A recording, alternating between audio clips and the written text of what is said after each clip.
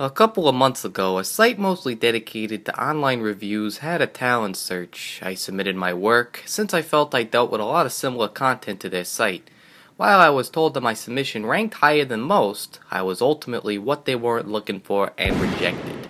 I usually don't take rejection too hard. Especially in a creative field, you're bound to find a number of rejection letters coming your way.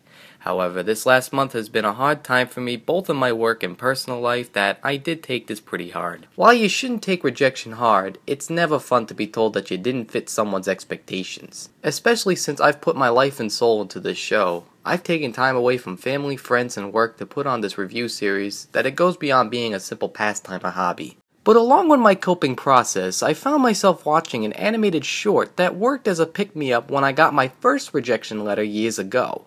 My sister saw that I wasn't doing too well, and she directed my attention to E-Bomb's World to watch a short simply called Rejected. And much like the past, Don Hertzfeldt's Rejected reminded me of the struggle an artist face when dealing with making art despite not meeting the standards to a company or agency. The short worked as a series of animated segments tied together to a story where the animator is submitting a commercial work to different agencies that ultimately get rejected. But as time goes on, and the more commercials he makes, the animator produces cartoons worse than before since he's not working out of passion and instead working towards monetary gain. The idea for the short came when animator Don Hertzfeldt was offered work from ad agencies to make commercials despite having a resentment towards commercialism.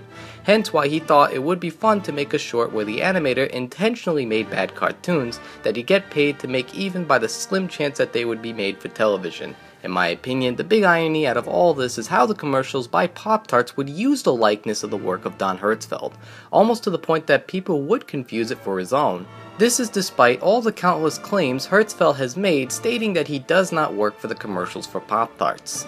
Irregardless, the short still displays a strong resentment towards commercialism that it would be hard to argue against it. What also works about this short, that makes it quoted countless times, is the humor and style. Despite the animation not being great, or the designs to be simple, it both fits the tone of the short and fits the punchline perfectly. Especially since the cartoons are supposed to be lacking in time and effort. Even then, I think it does have enough style such as the line work, backgrounds, and use of color among a 90% monochromatic scheme.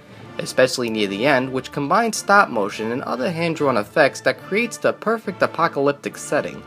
But above all else, it's the surreal jokes that makes this short work, especially when it comes to playing with your expectations. Tell me if this is the first thing you'd imagine after listening to Beethoven's Ninth. My spoon is too big.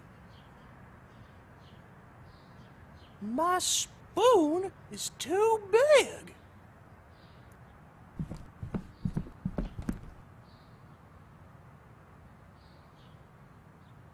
I am a banana! Okay, why is the kid holding a giant spoon? Why is he so complacently complaining about said giant spoon? Why does the giant humanoid banana walk over and announce that he's a giant banana? And for the love of God, what's up with the vacuum cleaner going off in the background? Surreal elements like that mixed with the theme of intentionally making crap makes this worth laughing at more than once. Sure, some jokes get old, but there's always a new fascination I have with revisiting this short from time after time. So in the end, Rejection is a great watch, especially if you're looking for a laugh or need to get out of a slump after your own personal rejection. So, does that mean my own rejection would keep me from doing what I love? Absolutely not. I love watching, analyzing, or editing cartoons together into these neat little reviews. However, when a film like this walks your way, even my patience gets tested from time to time.